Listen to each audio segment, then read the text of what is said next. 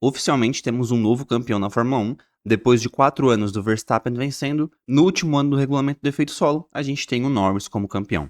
Mas antes de a gente falar do Norris, do Verstappen, da corrida em si e do campeonato, eu quero primeiro pontuar do Gabriel, que é o que eu sempre pontuo primeiro nesses vídeos de primeiras impressões pós-GP aqui no canal. Cara, a corrida do Gabi não foi uma corrida genial, mas foi uma corrida assim, de certo modo, acho que ele administrou o que dava pra ser feito.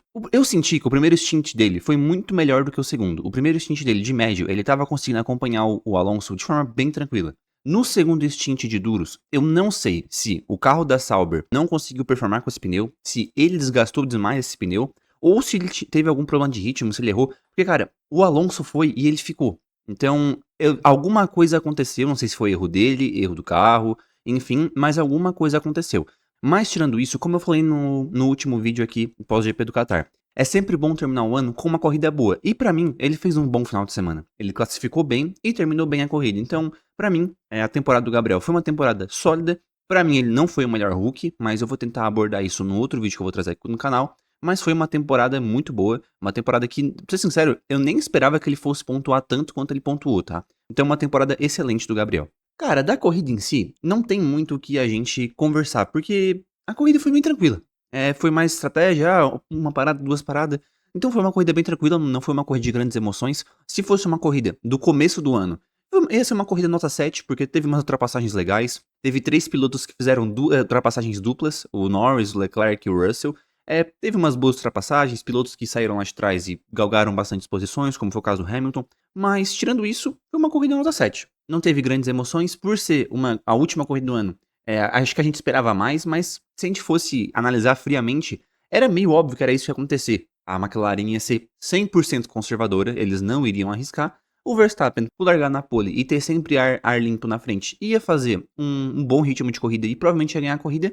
Mas assim, só um milagre mesmo pra fazer o Verstappen ser campeão. Porque o Leclerc com a Ferrari não tinha ritmo pra acompanhar as McLaren. O Russell com a Mercedes também não tinha ritmo. Então, só se assim, cara, pra ser sincero, eu não sei se um safety car serviria. A única coisa eu acho que serviria pro Verstappen ser campeão é se o Norris abandonasse ou se o Norris batesse e, tipo assim, prejudicasse o carro e ele perdesse performance, porque ou a McLaren errasse em alguma estratégia, fazendo algo muito absurdo.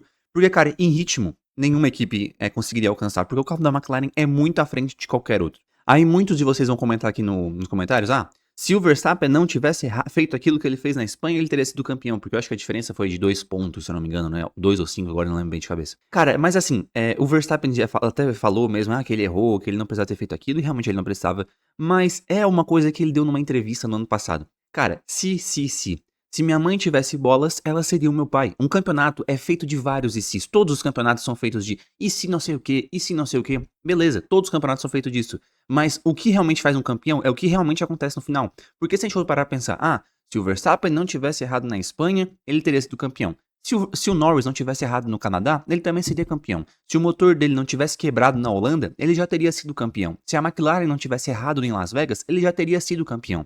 Então, assim, são vários ICs que poderiam ter mudado o campeonato por completo. Se o Piastri não tivesse perdido tanto desempenho no final da temporada, também ele poderia ter sido campeão. Então, não dá pra gente se basear nos ICs. Dá pra gente se basear no que realmente aconteceu. E no que realmente aconteceu, pra mim é o seguinte: Verstappen foi o melhor piloto da temporada, mas não conseguiu ser campeão. Mas também não dá pra dizer assim, o Norris não mereceu ser o campeão porque ele não foi o melhor piloto da temporada. Cara, eu não concordo. Pode parecer estranho, mas eu não concordo. O Norris mereceu ser campeão. Ele fez uma temporada sólida. Ele errou? Errou. O Verstappen também errou. O Piastri também errou. Mas pegando um conjunto de melhor carro e um piloto que entregou um resultado satisfatório, cara, o Norris teve essa combinação. Se o Verstappen tivesse nessa McLaren, ele teria ganhado esse campeonato já com muita antecedência? Com certeza. Mas não era o Verstappen, era o Norris. Então, cara, dentro dessa realidade, dentro do que realmente aconteceu, não fora do mundo das hipóteses, dentro do mundo real, o Norris é o campeão e eu não vejo particularmente que ele foi um péssimo campeão, não. Pra mim, ele foi um campeão merecido.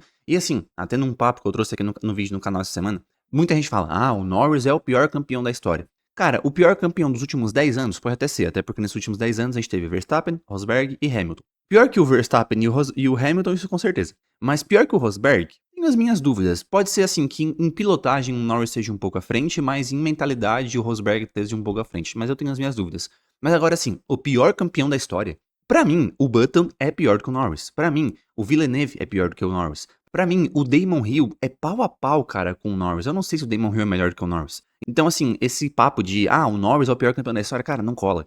E assim, a galera fala, o Norris não mereceu ser campeão porque ele não teve desempenho pra isso. Cara, ele teve desempenho pra isso. E se essa temporada do Norris, se esse desempenho do Norris, que esse carro que ele tivesse sido, sei lá, em 2008, 2009 ou 2007, cara, ele teria sido campeão com folga. Só que a gente tem um piloto que é uma aberração, que é o Verstappen, que pegou um carro da Red Bull, que em vários GPs é terceira, quarta força, às vezes segunda também, óbvio. E, cara, e conseguiu levar essa disputa até o fim.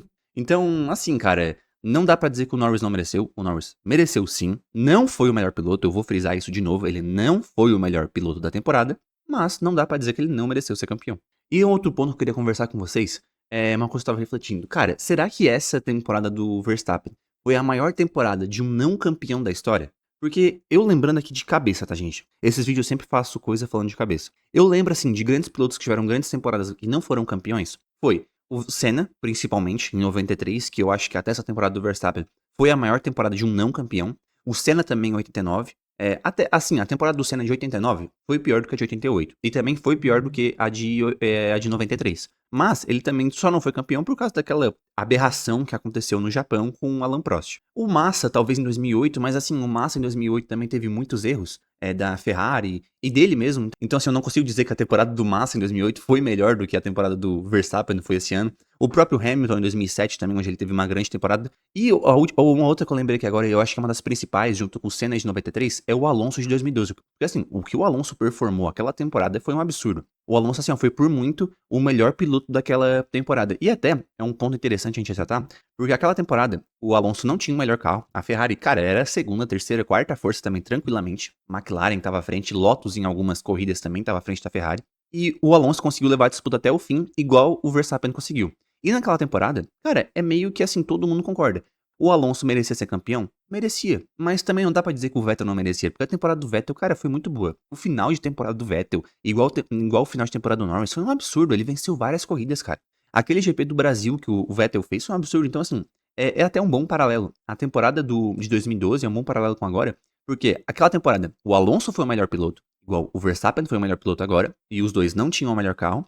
Mas não dá pra dizer que quem ganhou aquelas temporadas não foram merecedores do campeonato, porque o Vettel foi merecedor daquela temporada, mesmo o Alonso ter sido o melhor piloto daquela temporada, assim como o Norris foi. Porque uma coisa que a galera não entende é, Fórmula 1 é um campeonato de carros mais pilotos. Não tem como um piloto ser campeão só sendo o melhor. E também não tem como um carro ser o campeão sem um piloto que entregue. E nessa combinação desse ano, o que melhor teve a combinação de carro mais piloto foi o Lando Norris. Então, assim, é um final de temporada. Eu tenho bastante coisa pra trazer no canal pra gente conversar esse final de ano. Eu quero fazer uma tier list analisando, enfim, várias coisas.